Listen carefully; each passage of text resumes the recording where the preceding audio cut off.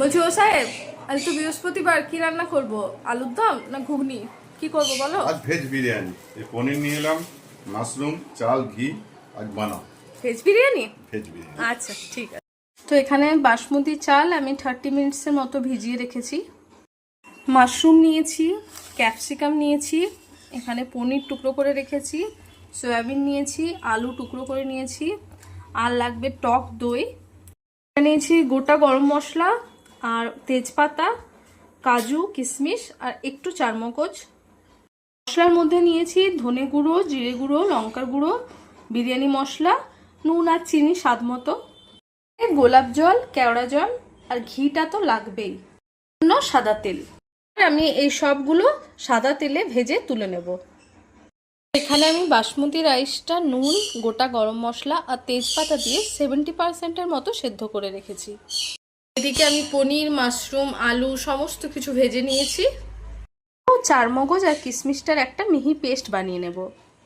বানিয়ে নিয়েছি, তারপর দইয়ের মধ্যে সমস্ত মশলা, কাজু সমস্ত কিছুর পেস্ট দিয়ে ভালোভাবে এটা আমি ফেটিয়ে নিয়েছি। একটু ঘি দিয়েছি, পুরো মশলাটা এই তেলের মধ্যে দিয়ে ভালোভাবে কষিয়ে নেব। মশলাটা কষানো হলে আমি ভাজা সবজিগুলো দিয়ে ভালোভাবে মশলার সাথে কষিয়ে নেব। এটা কষানো কমপ্লিট হয়ে গেছে, দিয়ে দেব। এটা দিয়ে দিয়েছি, এবার ওপর থেকে দিচ্ছি গোলাপ জল আর কেওড়া জল, আর দিচ্ছি ঘি, একটু গরম মশলা। আমি 25 মিনিটের মতো দমে রেখে দেবো। যে আমার বিরিয়ানি একদম রেডি হয়ে গেছে। এবার জেনে নেবো ওদের কাছে যে বিরিয়ানিটার টেস্ট কেমন হয়েছে।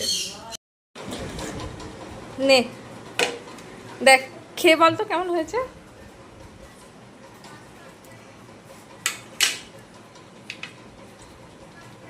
মা বলো কেমন হয়েছে? দারুণ, কে বলবে যে নিরামিষ। ভালো হয়েছে?